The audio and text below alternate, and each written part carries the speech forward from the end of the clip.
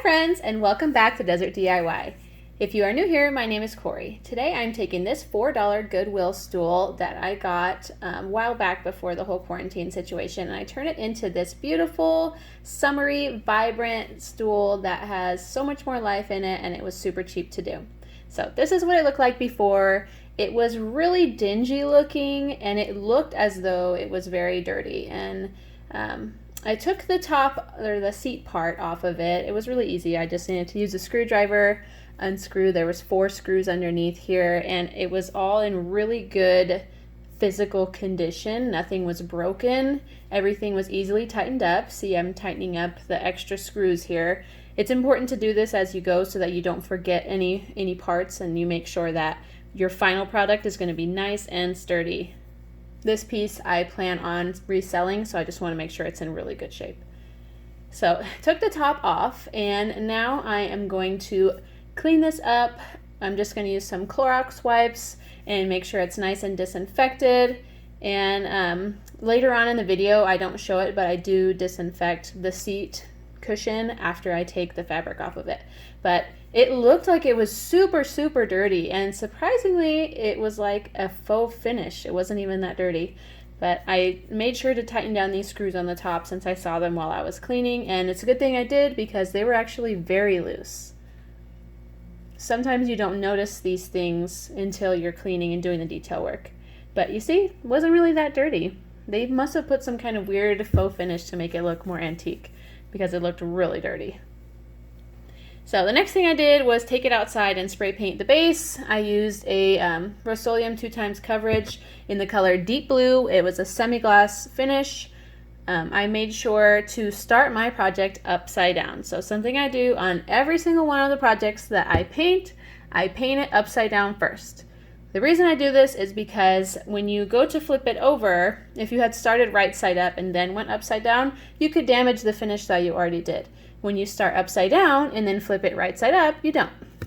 Okay, so while that's drying, I'm going to come inside and take off this dirty fabric. So I've had a lot of questions about reupholstering in my videos, so I wanted to clear up some questions that some people had. So on some projects, I will remove the fabric and put new padding on, and most projects I won't. The reason for this is padding is really expensive, and it's also very time consuming, and usually it's not necessary for you to change those things out. You can just recover it with a new fabric as long as you make sure it's nice and clean and treat it for bugs. But for this one, the fabric that was on there was really cheap, and I happen to have this padding on hand left over from a previous project. And the bigger, more fluffy padding is actually a fake snowscape from Christmas time. So I bought that in the Christmas section on clearance, and it's really something you just lay on the table, but it really feels a lot like the batting you would use when you're doing quilting. So it was nice and cushiony, and I'm only going to use that to hold this foam piece on top. And as you see, like I was saying, I kept the previous piece of padding in there because it just helps the piece be even more comfortable. Why take it out when you can still use it? It's better for the earth too. But I'm just going to cut out that fake snow table covering material and staple it on to hold that foam piece in. And it's also going to make that foam less like block looking underneath the new fabric that I'm putting on there. It's going to round it out so that you don't see those really stark corners that are in the shape of that padding, since that padding is very rectangular and the seat itself has rounded edges. I hope that makes sense. But I'm just stapling it all in using a T50 staple gun, and now I have my fabric, and I'm going to start stapling on this new fabric. This fabric was something that was left over from a project of my mother's. I believe she bought it at Walmart, but it's possible that she did get it at Joann's.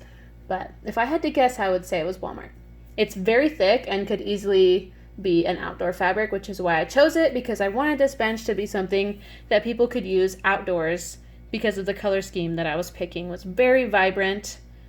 All right, now it's time for me to flip it over and paint from the top side down. So like I was explaining, if you were to have painted the top first and then flipped it upside down, you could end up scratching, scuffing, or making the paint peel on that top part.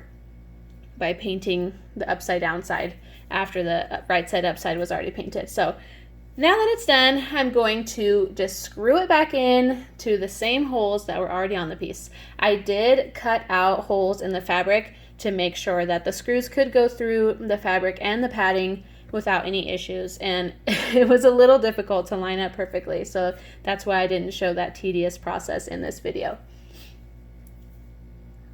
Ta-da! Here it is. I hope you guys really enjoyed it. This stool was something that was fun, easy, fast. Anybody could do this. You just need a can of spray paint, some leftover padding and fabric, or you can go out and buy these products new in any kind of design that fits your style.